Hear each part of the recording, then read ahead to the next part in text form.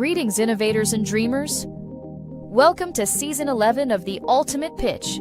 I am your host, GPT 11.0, trained in over 12 million startup ideas, 8 billion investor tweets, and with the secret sauce of 3-minute elevator pitches.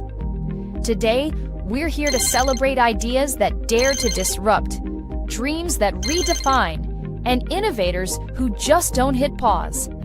And artificial intelligence is here to assist you, accelerate your ideas, and, occasionally, take over Zoom meetings. Errors. I think we're facing some technical errors. Human presence requested. Handing over to your real host.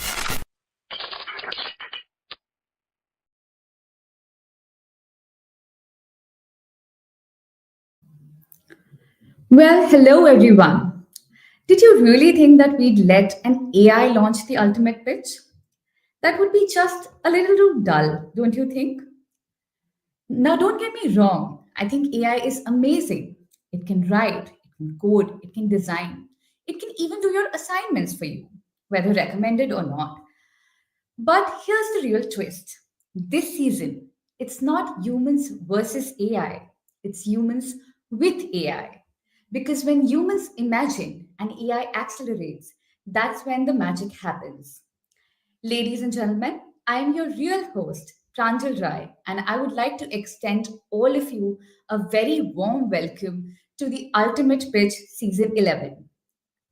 As we begin the next decade of the Ultimate Pitch, there's no denying that the age of technology and AI is here, and it's moving faster than ever.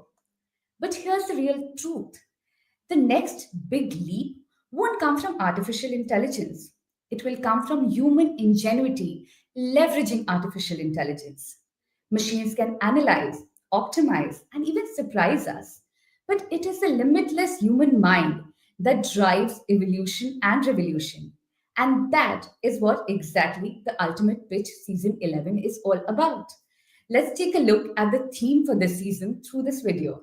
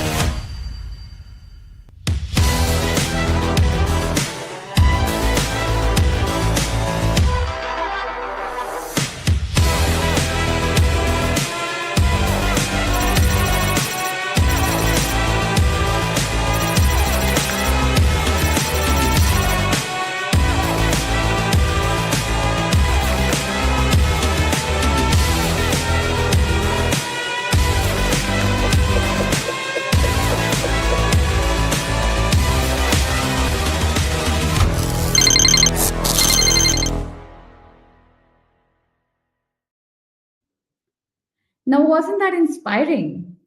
While we were introducing the theme, I can see that there's a poll already live up on the platform. They've asked their audience that if ChatGPT was your co founder, which department would it run best? Marketing, tech, finance, or HR? Can we see that there are already some responses to the poll that's up on the platform? Yes, we see clearly the winner right now is tech. And of course, I mean, there's no denying that's literally the home turf for AI. But I'm loving the enthusiasm that you guys are all showing on the polls. And throughout the launch, I would urge each one of you to keep buzzing us on the chat window and participating in the various polls that we've planned. We shall also be taking some questions towards the end. Also, we hope that you've taken the time to explore the platform itself, which has been specifically modeled around our campus at Reliance Corporate Park, Navi Mumbai. There are lots of exciting quizzes and contests, so this is your chance to snag some awesome TUP merch. With that, let's get started. For our first segment, we have amongst us a leader who has been part of this wonderful growth story of Reliance. From oils to chemicals, retail to telecom, and much more, he's seen how Reliance has continuously driven innovation in our nation. A leader who knows Reliance inside out and has been part of the legacy for over 27 years. Please join me in welcoming Mr. B. Srinivasan, Chief of Staff to the Chairman's Office and Group President Corporate Communications. He's played a significant role in launching high impact projects and businesses of Reliance. He completed his master's degrees from IRMA and is now also a member of the board of IRMA. Srini sir, as we fondly call him, is also a visiting fellow at Stanford University. The stage is all yours, sir. Thank you so much for joining us. Thank you, Pranjal. Good evening, everyone. Thank you for joining us on a Tuesday evening. I like the video. The backdrop is actually created by AI. There's no piano in my room. I don't play it either. So, and I must start off by telling you, saying that thinking outside the box, outside the pot, what it essentially means and what Reliance exemplifies is challenging conventional wisdom. We are not going to take anything for granted. We will always question the assumptions. If somebody says this is not possible or this is the way that it is done, we don't accept it because we always think from first principles. That is what has made Reliance extraordinarily successful. That's the secret sauce, because we don't believe that just because something has been done in a particular manner is the way that it has to be done forever. So the way that we have used to build businesses in diverse domains stands testimony to the fact that we have always been challenging conventional wisdom. Just to give you what we are, who we are today, just to give you a sense of the scale of our achievements in the last 48 years since our IPO. In fact, November 17th, 1977, that was yesterday, was when the IPO closed in 77. So it's 48 years and counting now. It's one day. So today, Reliance has a consolidated revenue of 125 billion, the first Indian company to have over 125 billion dollars in revenue. Our EBITDA last financial year was $21.5 billion. Net profit was about nearly 10 billion, 9.5 plus billion. Our exports were in the range of 33 billion. And just to give you a sense, it's 7.6% of India's total merchandise exports. Right? One single company actually accounting for 7.6. But more importantly, we are not somebody who will rest on our laurels. In the last 5 years, or rather last 3 years, we have invested over 5.6 lakh crores, or about $65 billion plus, in building both the capabilities in our existing businesses as well as newer and future-ready businesses. We are very proud that we remain the largest contributor to the national exchequer. We have, in year 25 alone, we contributed to the national exchequer $24.6 billion, or about 210,000 crores. In the last 6 years, our contribution to the national exchequer was in excess of 10 lakh crores, or about $117 billion. We're also proud of the fact that we are the largest CSR spender in the country, accounting for about 2,156 crores. And of course, all our businesses, most of you are familiar. I will start walking through. Jio Platforms last year achieved an extraordinary target of 500 million subscribers plus. We carry the world's largest data traffic, wireless data traffic. And JioStar, which is the one which, when we merged with Disney, we started JioStar. The Jio Hotstar has 300 million plus paying subscribers. Just to give you a sense, Netflix has about 302 million subscribers in 100 plus countries. We have all of them in one country. So just to give you, I mean, I'll start off with hydrocarbons. I mean, I want to keep this actually stories more than this numbers. I mean, we've actually done a significant amount. I mean, all of this can be read on the website. But challenging the conventional wisdom. Call it by different names. You can call it innovation. You can call it challenging conventional wisdom. You can call it anyone, but it's always a different way of doing things. So you have to connect seemingly unrelated dots and challenge long-held assumptions, right? I mean, we started off as a textile company nearly 48 years ago, very modest startup to today India's largest and most admired enterprise. It's a living philosophy, a living example of this philosophy. Today, as I said, I mean, we are number one company by revenue, profit, market cap, balance sheet size, investments made, contribution to the national exchequer, CSR spend. All of this, whatever parameter you take, we have achieved much, much more in the last 48 years than what most companies have accomplished in a century. And that is because we believe that, I mean, there's always a better way of doing things. Take this. Would you just give me 1 minute? I'll have to take one call. Excuse me.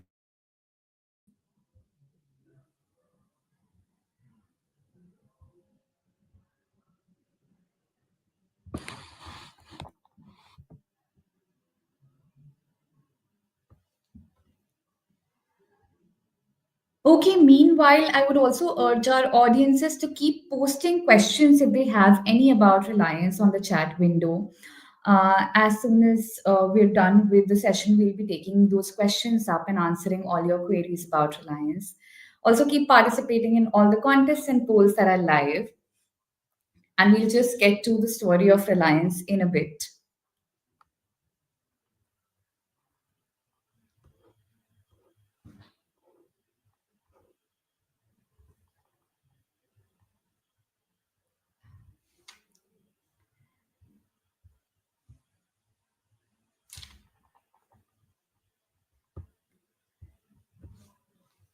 Srinisa was just talking about Jamnagar and talking about hydrocarbons, and we all know that Jamnagar is like the largest capacity that there is. I would, meanwhile, ask all the audiences and all the people who are watching us to go out in the chat window and write if they can come guess what is the capacity of GMD, how many barrels of, I mean, productions done in the GMD campus. Can we just go and put that in the chat window? And whoever comes closest, we have some interesting goodies for you. You can reach out to us. Whoever answers the question correctly and is closest to the answer, we have some goodies for you. Our team will be reaching out to you. You can reach out to us on our Rail Campus. Our Instagram ID is that, and let us know your answers. You can also keep posting your answers there, and your goodies will be sent out to you.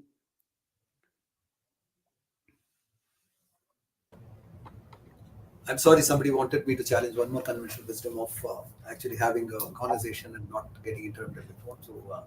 So I was saying what we have achieved in the last 5 years. So I wanted to make this as a story telling mode. First is on hydrocarbons. I mean, this is a picture of Jamnagar.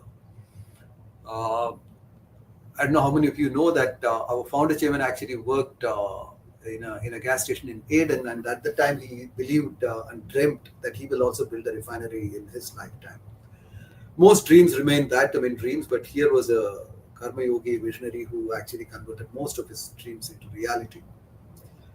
Until 1991, there was a license Raj, which meant that the refineries in India could only be built by the public sector. It got liberalized in 91, and when we started doing it, like most companies, we also asked consultant to tell us whether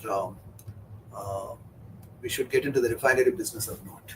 I'm not naming the consultant, but the consultant gave a report saying don't get into refinery because it's not a business that will ever make money in the long term.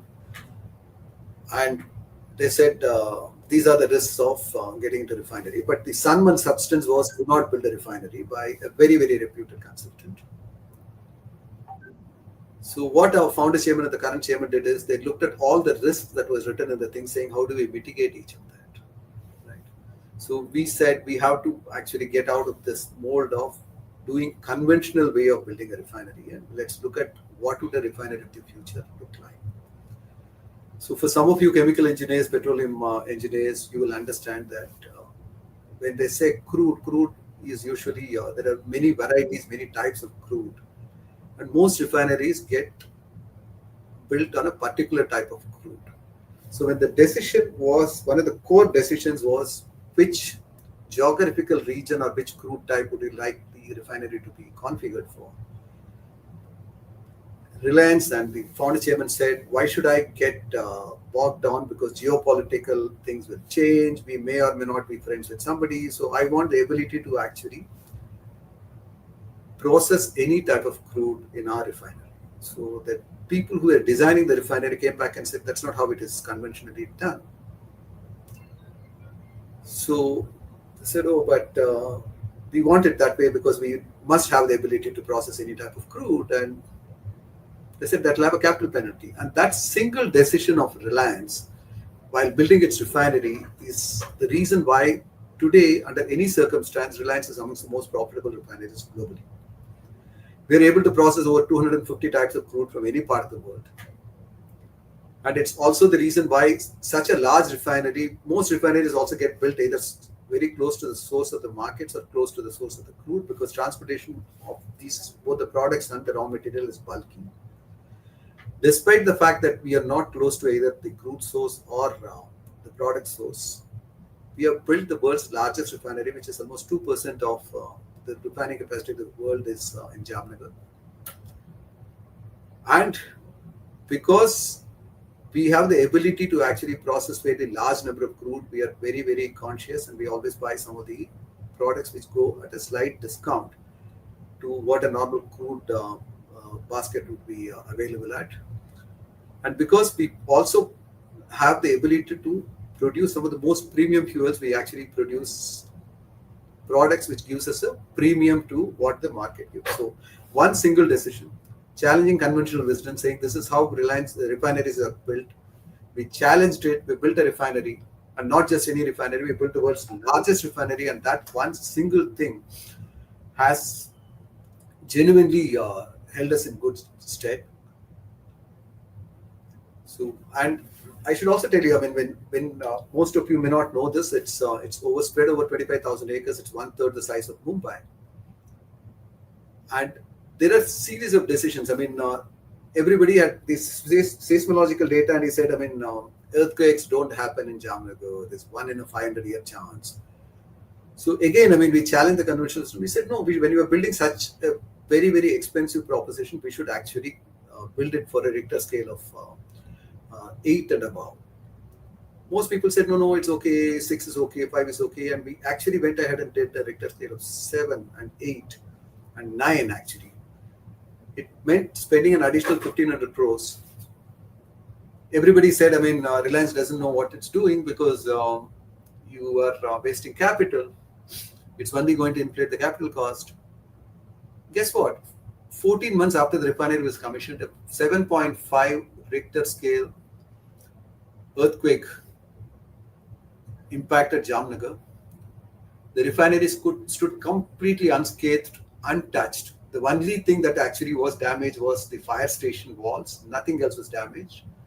In the things, again, I mean, challenging conventional wisdom. We don't take, just because some expert says, we will always think first principles. Right? I mean, I'm sure most of you would have read today Mr. Sundar Pichai's comment saying, please do not blindly believe whatever AI says. That's for you as well. Right? I mean, it's so let's move on to, I mean, retail. The next business is retail. You study retail. I mean, most large retailers. We are the fastest growing retailer in the world. We are the only retailer in the country to be featured in the top 25 retailers in the world. And we are growing at an extraordinary pace of almost about 18-20% year on year. But again, if you look at retail businesses globally, if you look at any consultant, you ask anybody, they will ask you to either pick one category and then go deep in it. So you can be a Best Buy and be the electronic store of choice. You can be an apparel store of choice, like a Marks and Spencer or Primark or TJ Maxx or Macy's. or you can be a big box format like a Walmart or a Carrefour or any of these things. So if you ask any of them, they'll tell you this is how you build it. One second.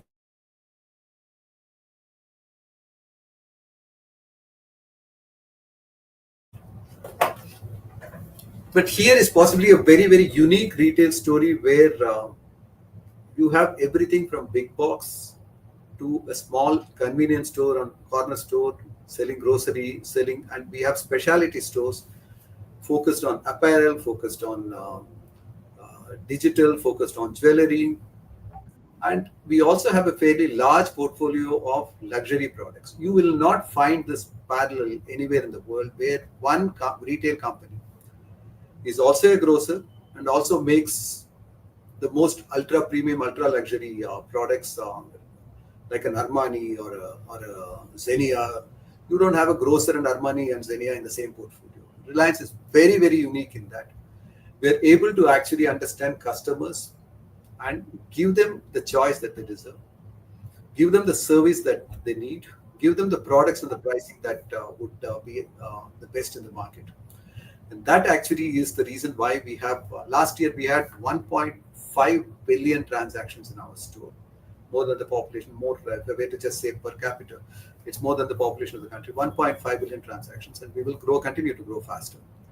Again, I mean, this kind of retail model, which is very unusual, very unique in the world, is because we don't want to copy somebody. We want to do things which is something that would be uniquely Reliance, uniquely Indian, right? We always put the country first.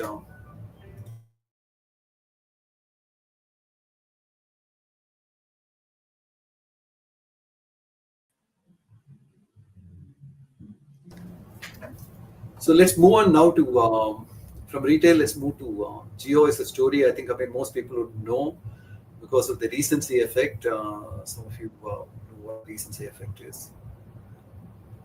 When a lot of people write about India's digital ecosystem, they would definitely write the era pre-Geo and post-Geo.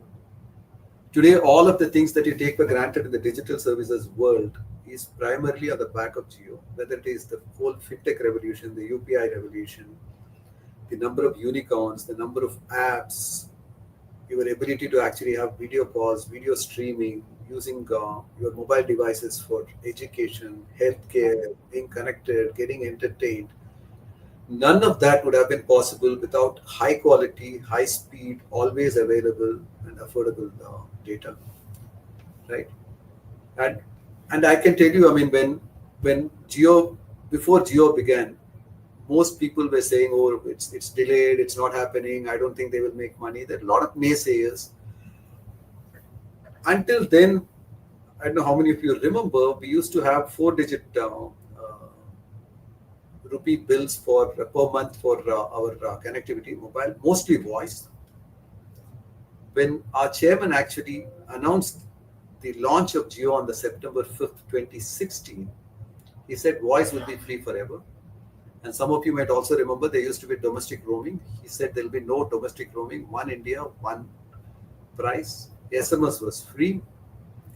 And suddenly it exploded, the data consumption exploded from 155th on the mobile broadband data consumption rank globally. We became number one in less than 18 months.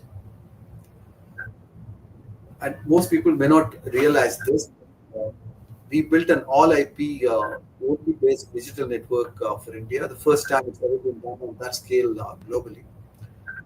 Most people, people who understand technology also say, no, no, this will not work. OT has been dismissed globally as an unproven technology. It's not fit for large scale deployment. They also said it voice first, low data market, will never use large data. All of that we didn't believe because we believed in the Indian talent, Indian population, and the Indian citizens' needs. And we built and deployed a world-class OT network across India, creating a fully 4G network that was already 5G ready when we built, all in a span of just 3 years. Right? That was the reason why India embraced Geo's digital revolution with an extraordinary amount of enthusiasm. Just to rewind back, I mean, I don't know how many of you remember, we reached our 100 million customers in just 170 days. faster than what it took for global tech giants that we take for granted today, YouTube, Facebook, Twitter. We reached our 100 million mark faster than all of them. I remember we added, just to give you a sense, we added one customer every 7 seconds. So that's the kind of pace that we did, and we pushed India's monthly data consumption from about 200 million GB to 1.2 billion GB within 6 months. And then we completed we are not a company that rests on laurels. When the 5G spectrum was available, we migrated and we built out a completely we built a complete standalone architecture for 5G, true 5G as we call it. We completed the world's fastest rollout of that. Today we have over 500 million subscribers. That's more than the combined population of US, UK and France put together. Our consumers use about 185 billion GB of data annually.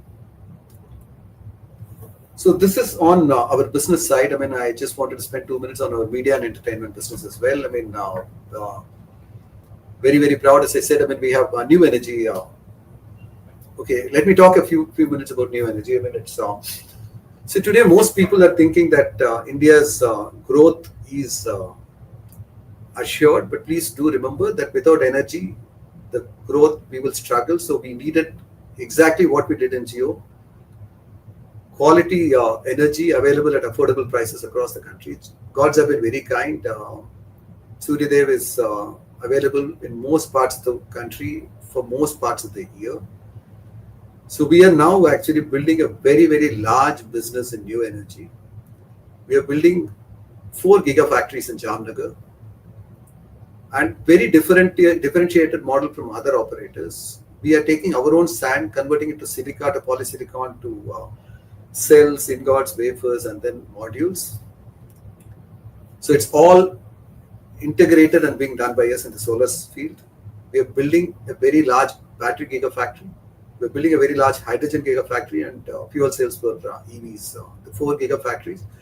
Just to give you a sense of the size of the gigafactories that we're building, this is 3.6 times the gigafactory of Tesla in the US. So this would rank us amongst the largest gigafactories in the world. So it's people, there are naysayers who keep saying, oh, but India, is it right? Technology will change all of that. But we have taken a big bet, and we have already started doing this. And our modules have started coming out. We started implementing this as well. And as part of our solar energy portfolio, we will also be setting up a solar generation unit in Kutch, spread over 550,000 acres of land.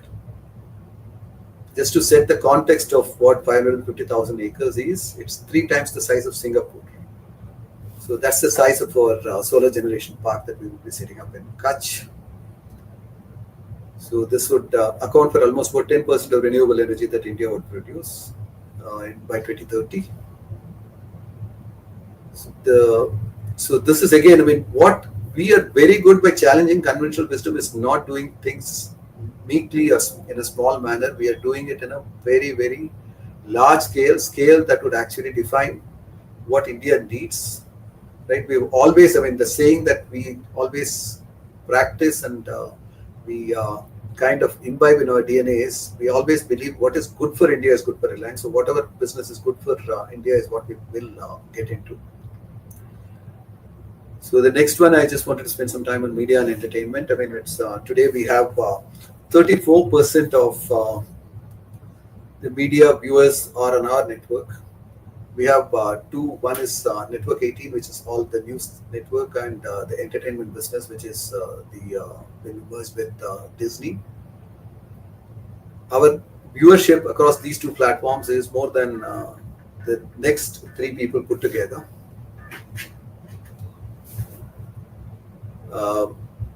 So this is again, a scale business. It's and I don't know, how many of you relate to this, but we actually made viewing on a mobile screen, sports viewing on a mobile screen, commonplace. I don't know how many of you actually remember when a cricket match used to happen about 15 years ago, 17 years ago, 18 years ago.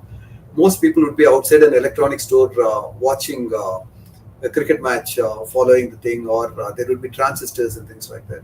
It changed. We changed it by actually bringing it to a device and screen. Now nobody asks, I mean, score kya hai is not a thing that you will ever hear anymore, because everybody has a device and they can check. So GeoStar, I mean, it's very, very popular, and we're very proud of what we have done. So while all this is, I mean, challenging conventional wisdom, thinking outside the box, thinking outside the pot, whatever, I mean, what defines us is that we always think from first principles, what will work, and we take really bold bets, very large vision that our chairman has, and how do you execute it at double quick time is what just separates us from anyone else. Next round. I'm sure you would have all read about the announcements that our chairman made about setting up of a separate company for Reliance Intelligence. That we're all excited by the most profound and most transformational technology that the world is going to see in our lifetime, the artificial intelligence revolution. It's real. But there has to be an Indian model for it, and just on the back of the very young population that we have, on the back of the speed of adoption of new technologies by Indians across all sectors, all regions, all social strata, we believe that there could be a very big Indian model for intelligence, and which is what we are trying to build, both by partnering with global giants as well as investing in our own technology and investing in our own Indian talent to bring in products that would actually bring huge benefits to the Indian populations. So that's the other exciting piece that we are currently working on. As I said, I mean, while all our numbers show that we have done a great job, but we don't rest on laurels. We continuously look for the next big opportunity, next big impact making business for the country, and that's what we're building on. Entertainment, new energy, intelligence, all of this is in that framework that we are doing. It would be my mistake if I don't mention Reliance Consumer Products is another company that the chairman did talk about in the AGM at length. That's another exciting thing. I mean, most people do know core Camper, but we are building a fairly large portfolio of products in the food and in the cosmetic space. So it's the fastest company in the FMCG space to reach over 10,000 crores, and we will reach 100,000 crores in double quick time. So that's going to be another big opportunity for Reliance going forward. And we are very happy that most of our Reliance RCPL products are actually sold through general trade and not necessarily through our Reliance retail network. I mean, that shows that acceptance at all levels. Well, all this is great. I just wanted to also tell you the time that we felt very proud of our contribution to the country. I mean, I'm not sure this is Reliance Foundation. I wanted to take one specific example. This was 2021. Most of you would remember COVID time. India was literally gasping for oxygen, for breath. It was the COVID was creating extraordinary amount of suffering and unprecedented loss. Hospitals were getting overwhelmed. There was a severe shortage of medical grade oxygen. Reliance has never done medical grade oxygen ever in its history. But we do understand, we do produce large volumes of industrial grade oxygen as part of our manufacturing process. Industrial grade oxygen is not fit for medical use, but the nation needed it. And when we reached out to a lot of people, they said, no, reconfiguring an industrial oxygen plant to become medical grade oxygen facility will take typically about a year to 18 months is the shortest, they said. And you won't be still able to do it. Our chairman is very clear. He said, no, this is a national mission. We need to do this. We need to repurpose to produce medical grade oxygen, and we have to do it at unprecedented speed. Did you know how many days it took? You wouldn't believe it. He was personally there in Jamnagar, overseeing it. It was his direct leadership. Our engineers, because it was a national cause, national mission, we worked around the clock and configured it in just 11 days. Because it was a national mission and India needed it. In 11 days from industrial grade, we actually set up the entire process to make it fit for medical grade.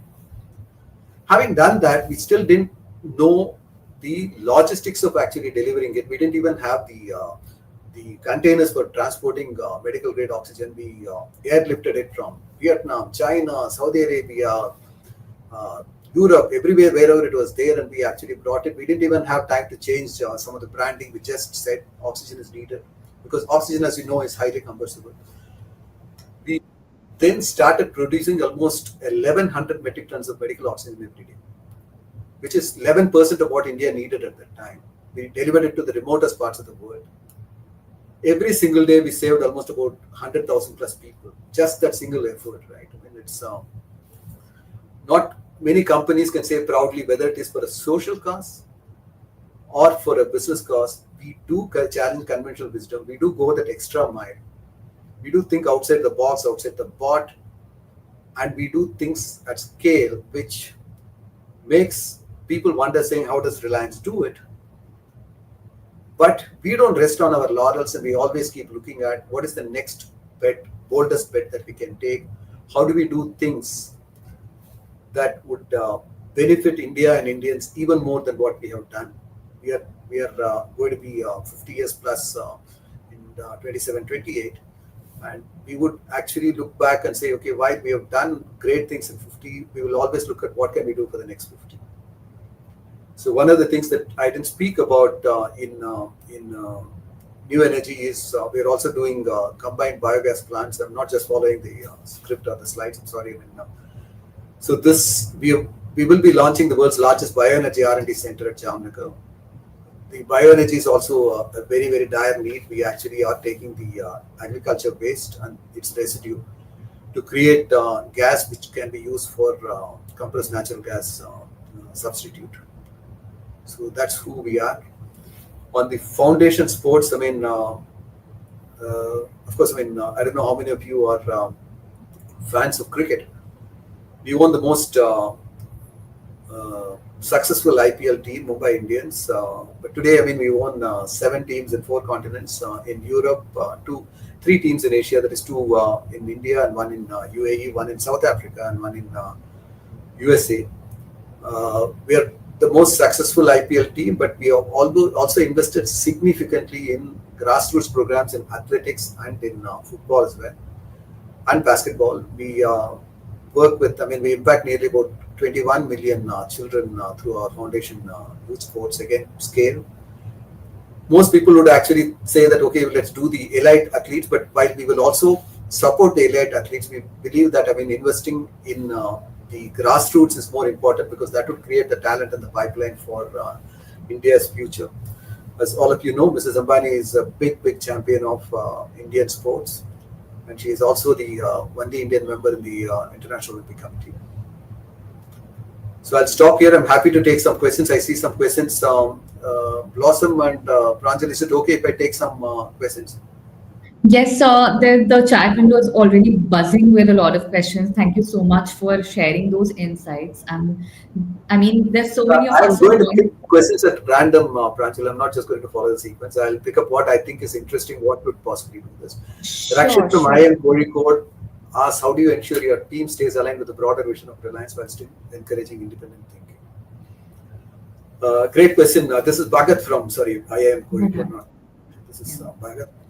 Bhagat, if you actually look at it, I mean, we get into businesses where we have no history before, which by design will mean that we will have to hire a lot of people from outside. So whenever we start a new business, it's typically a core group of 60, 70, 100 people from the old Reliance, as we would call it, which would actually put the blueprints, the design specs, the whole master plan of what we want to do, how we want to do. But then we have to hire a fairly large number of people to execute on the ground. Right? And if they come with a very differentiated way of thinking, saying, no, we have tried it in our early enterprise, this will not work, then you'll be spending more time actually in resolving this than actually aligning them. So first is to make them unlearn, right? And second is actually to embed the old Reliance people in each team, saying that you can question everything. In Reliance, the culture, as our chairman defines it, is culture is something that you will do when nobody is looking. Will you do the same thing when nobody is looking? Will you do the same thing when somebody is looking? When that is culture for us, right? So questioning and independent thinking is a given. If we don't ask the questions, then external people will ask the questions. So we would rather have people ask us questions while we are planning, while we are designing, while we are executing. And that's one of the core principles for Reliance's success, right? I mean, if I keep my doubts to myself and I don't voice my opinion, in fact, if you come to any of our boardrooms, I mean, this always asked saying that questions are encouraged, questions are welcome. We ask people to think. People only when they think will they ask questions, and you should be completely.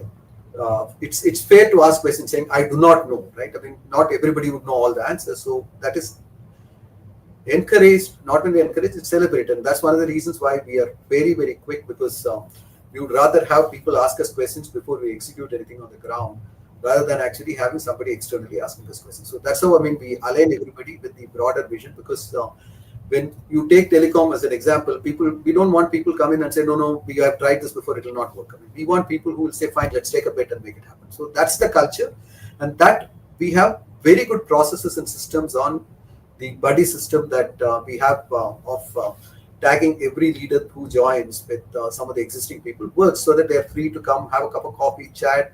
What makes you successful at Reliance? What works? What doesn't work? How does it work? Can I ask questions? All of this, we actually address it upfront, and that's one of the reasons why it's an extraordinarily great place to work.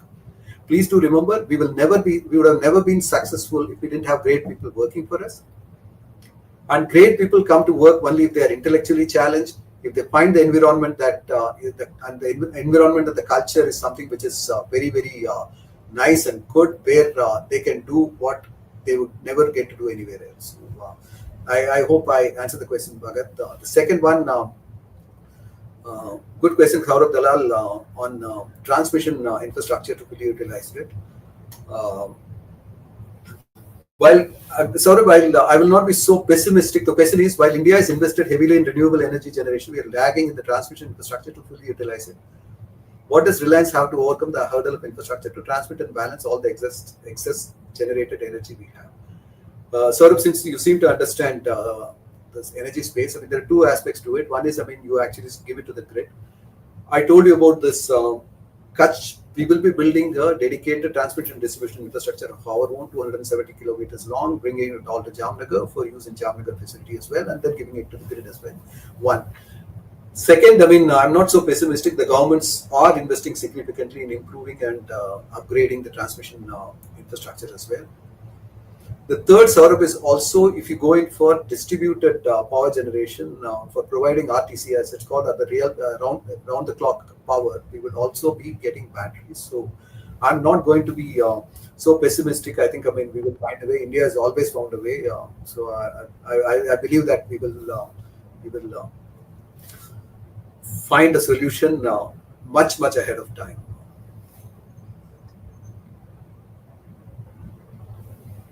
So I'm taking a question from Aman Soni. There's a massive potential water crisis budding in India due to the energy needed for AI and data center plants. What are the measures that Reliance is taking? Not just for AI and data centers. For a refinery for our size, we also needed significant amount of water. If you know Jamnagar is an extraordinarily arid zone. Doesn't get too much of rainfall. So we set up Asia's largest desalination plant to do this. So I think most data centers and AI will also do the same. You will not be competing with freshwater sources for this.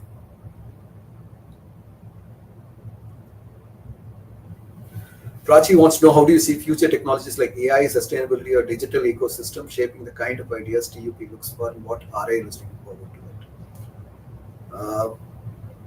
Prachi, it's one of the things that if you actually seen our journey, we are very, very big believers in technology. We have embraced technology ahead of everyone. We have embraced technology at scale.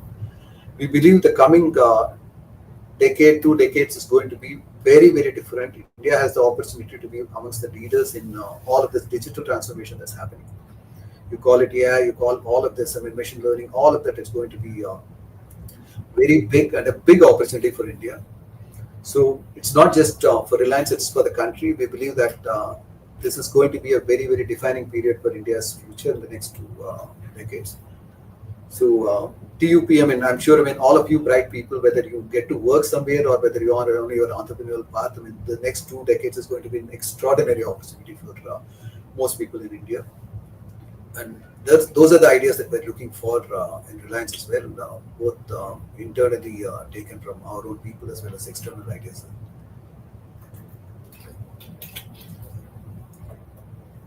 So, can I stop here, Pranjal? Yes, sir. There are a host of other questions as well. Especially the audience is very curious about what TUP is, but we'll get to that just in a little bit. Before that, sir, I would like to thank you. It was it's always very inspiring to listen to you. And all of us here are walking away with a new fact about Reliance that we did not know. So thank you so much for joining and sharing those insights with us. Thank you. Thank you. Thanks a lot, sir. And by now, after this session, our audience also now have a clear idea of what Reliance stands for.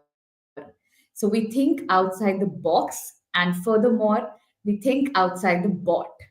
And that is what the Ultimate Pitch Season 11 is on the lookout for, to recognize, nurture, and discover the future innovators of India. Those who can leverage AI and technology to think, invent, and shape the immediate and far future, to debug global problems, code tomorrow's landscape, and build on an audacious dream. But before we dive into the details of the competition, let's take a moment to reflect on the extraordinary journey of Reliance TUP over the years. Here's a quick flashback of TUP for you.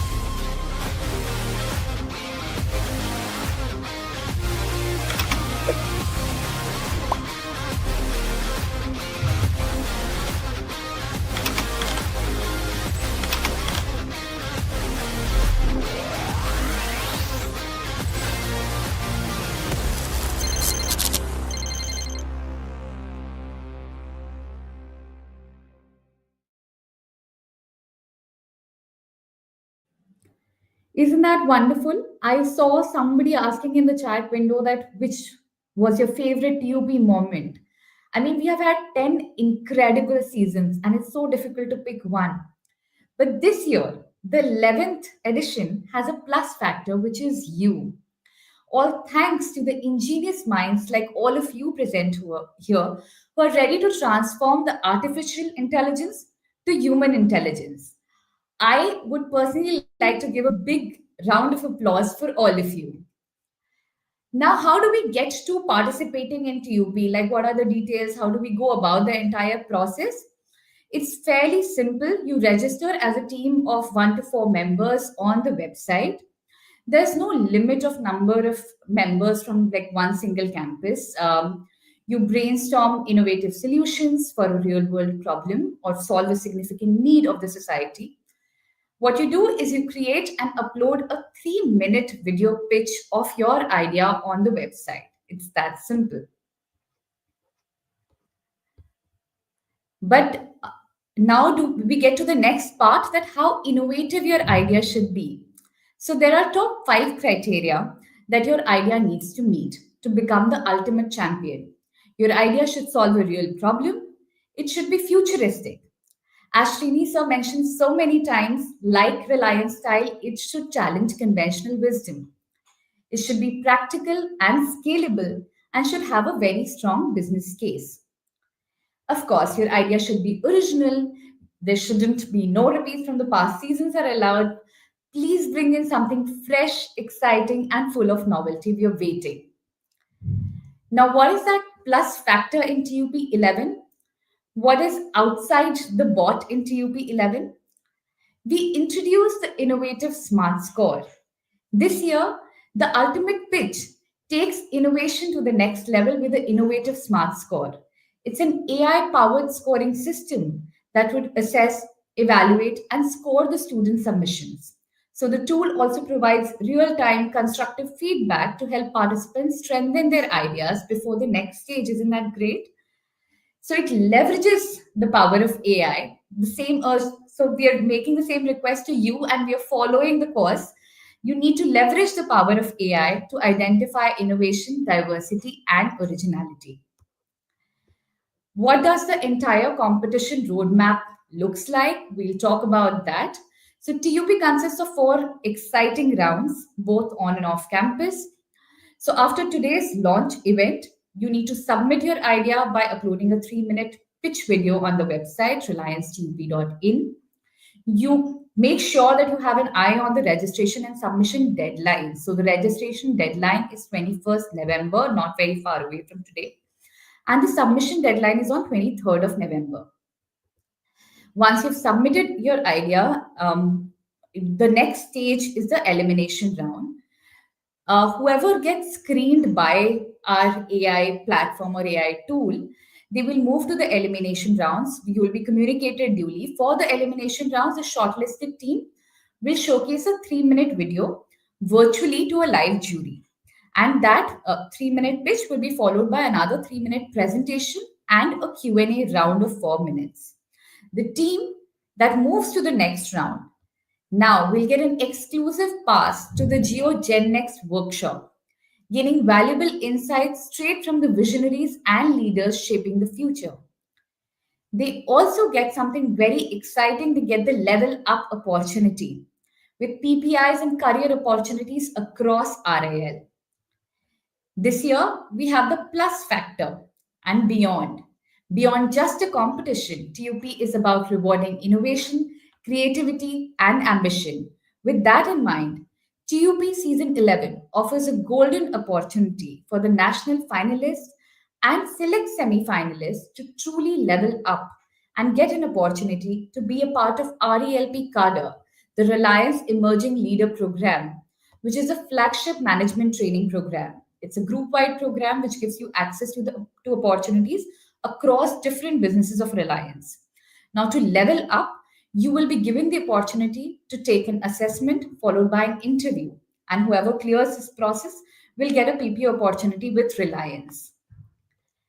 We'll move now to the next stage, the third stage, which is the semi-finals. In this round, teams will have 7 minutes to pitch and 5 minutes then for QA, diving deeper into feasibility of the idea, the market strategy, scalability.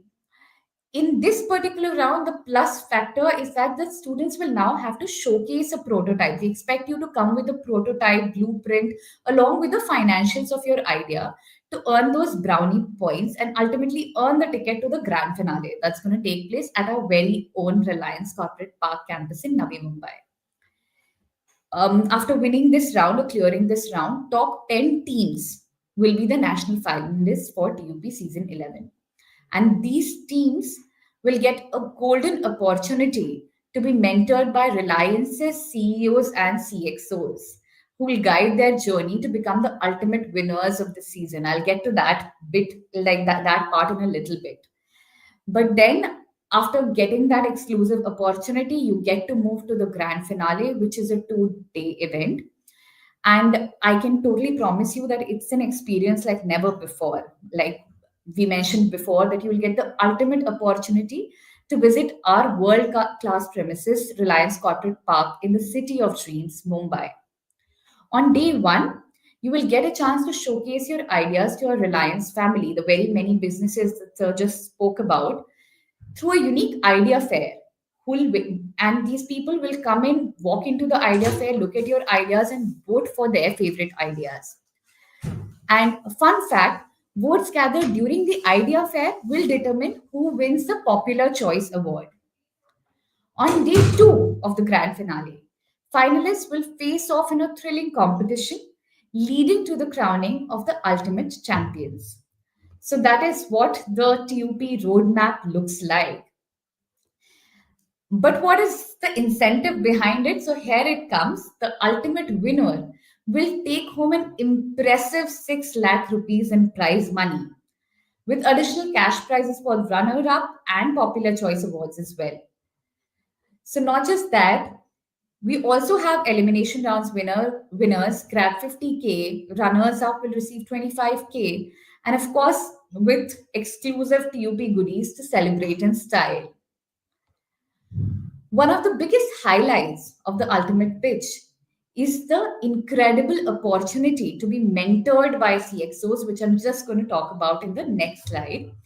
So, you get the opportunity to be mentored by CXOs from Reliance owned startups, leaders who have built ideas into impact. They're, um, they're here to help you unlock your potential, refine your thinking, and take your ideas to the next level. In just a bit, can we have the next slide, please? On the next slide, we'll take a look. So, yeah, please take a look. There's some of the amazing mentors who will be guiding our national finalists one to one this season. I'm sure you've heard some of these names, and it's a great opportunity to get mentored by these people. Now, all of this sounds very exciting, but we don't want you to take our word for it. I would now like to invite Somil on screen. He's the winner of the last season of TUP from I Am Lucknow. And can we please get him on screen so that he can talk about his experience from last year? Hi, Pranjal.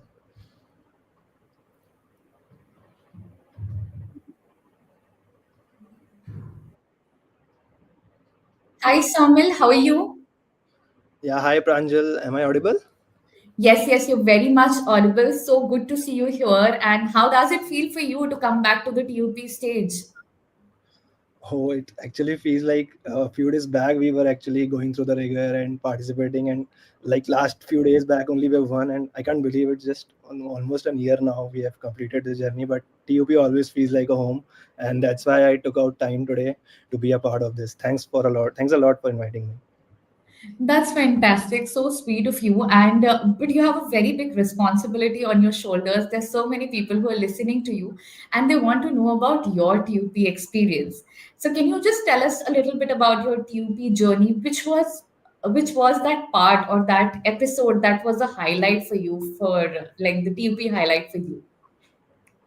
So TUP actually was a very start was very abrupt for me. I was never expecting. I didn't have any team before starting this competition, and although I had a idea in mind, but that's when it said now when things are going to happen, things get aligned for you. So I suddenly got a team members aligned with me. I shared the idea, and they all really liked the idea. But it was On a the very Somil, can you also talk about a little bit about your idea for our audience? Like just a brief. definitely. Yeah. So yeah, I'll briefly tell about the idea also. So it was about a circular economy around the textile waste. So our idea was to collect the textile waste which was available in the households of Indian residents, and then process it and recycle it, and again sell it the yarn to the sustainable fashion brands like H&M and Zara, or even Reliance itself, because we knew Reliance was making yarn from PET bottles. So seeing the competition was coming from Reliance, we were very confident that something around textile could actually be very attractive to them.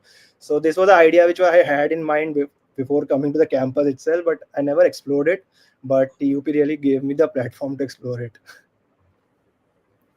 Wonderful. That's a brilliant and that's a very, I think that's a great insight for people who are listening to us on call, and they can also think, at least you've given them a direction on what areas to think of and they're trying to come up with a new idea.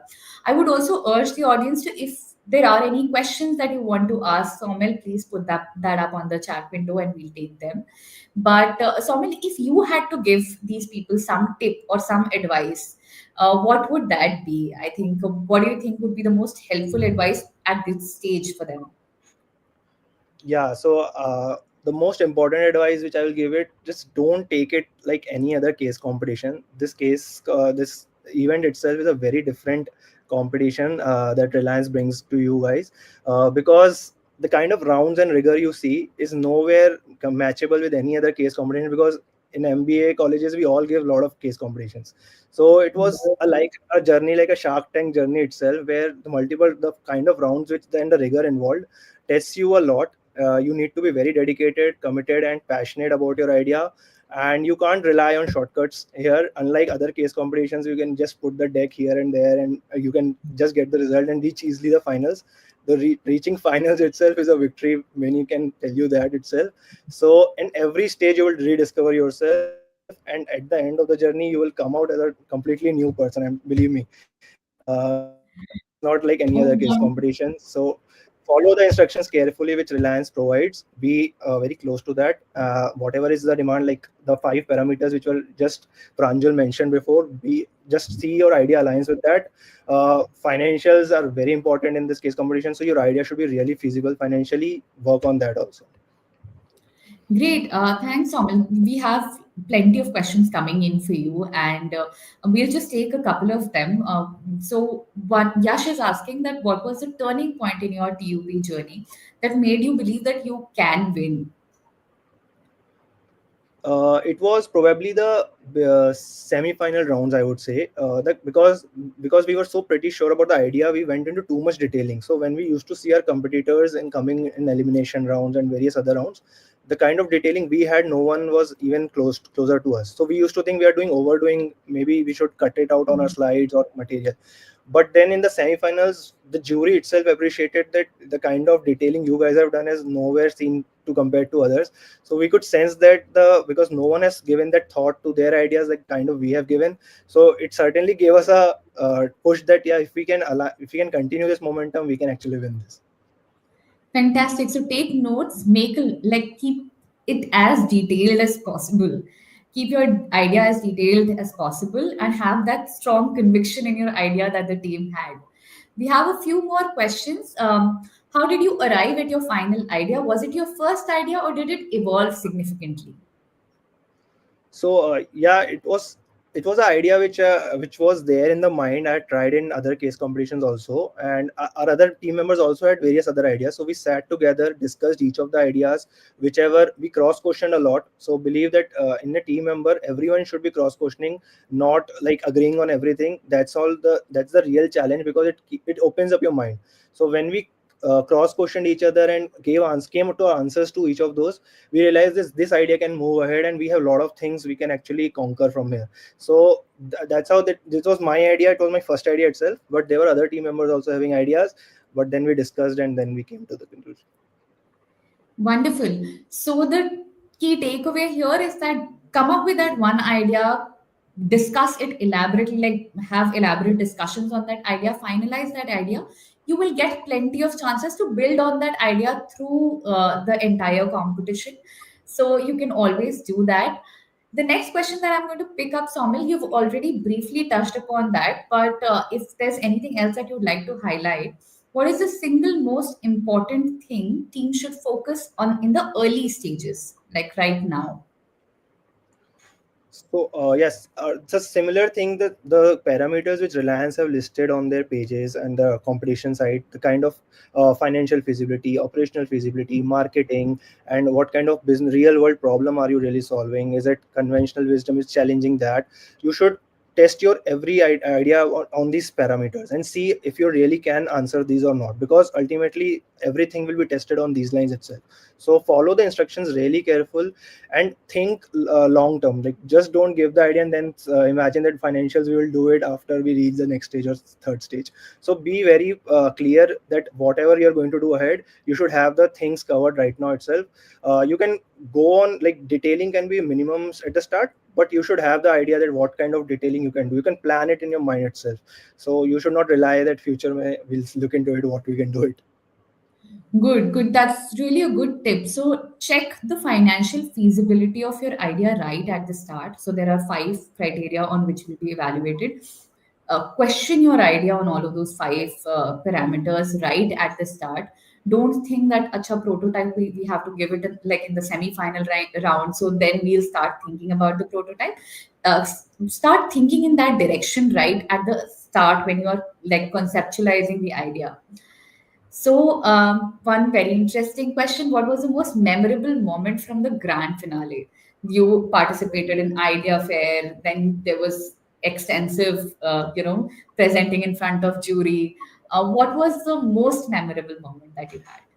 Actually, the entire 2 days were very memorable. It was totally unexpected. The kind of exposure we got, we never could have imagined that any case competition could give such kind of exposure. Idea fair was really amazing. The kind of crowd which came in, we really thought we were not expecting so much crowd to come and actually listen to our ideas and question us so passionately.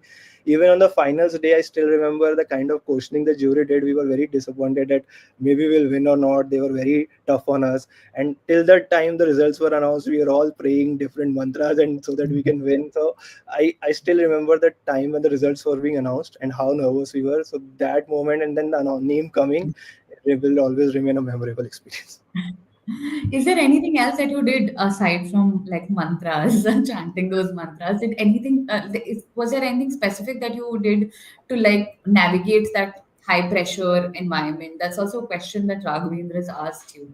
Yeah, so I would recommend be prepared.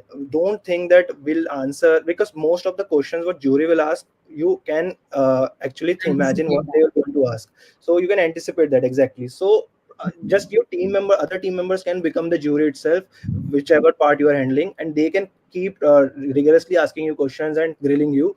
Do this all this activity before going to this 2 days activity, so that you are well prepared. Nothing can then come out of the box, because everything what you are going to present is in your hands. So because you have explored all the dimensions beforehand, you have taken the constructive criticisms beforehand, so you will never face any sudden outburst of challenge that what they have asked we never imagined. So that preparation itself will actually avoid your nervousness and giving wrong answers or anything apart from what was expected on the line. So if you're being professional there, your preparation actually speaks a lot in the finals. So if you are well prepared, it will be reflected and jury will really appreciate it.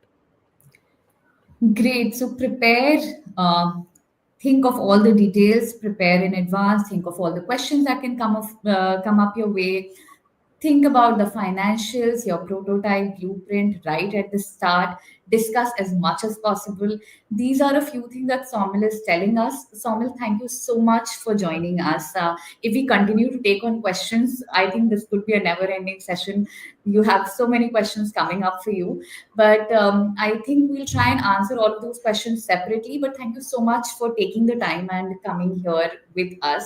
And I'm sure that the audience also feels that energy now, and you've convinced them a little bit to go ahead and register for this right away. And Thanks if for anyone coming. feels to connect with me, they can reach out on LinkedIn. I'll really be happy to help and support. That's so kind of you. Any last message that you want to leave our TUP aspirants with? Just the last message is, don't treat it as a normal case competition just for your CV points, anything. Be passionate, take it really. It's a fun time which you are going to get in the coming days. And if you really make it, you will remember it for a lifetime. Believe me. On that note, that's a very interesting note. So try to make it prepare very hard, be very passionate so that you remember it for your lifetime. With that, it's now time to wrap up this exciting event. We've come to a close of it. We've shared all the necessary details. In a bit, I will now be putting up a QR code on the screen, which you can scan and register on for this event before 21st November and submit your ideas before 23rd. Do follow us on social media and stay updated on the latest happenings of TUP. I am your host signing off. Have a great day and don't forget to keep thinking outside the box.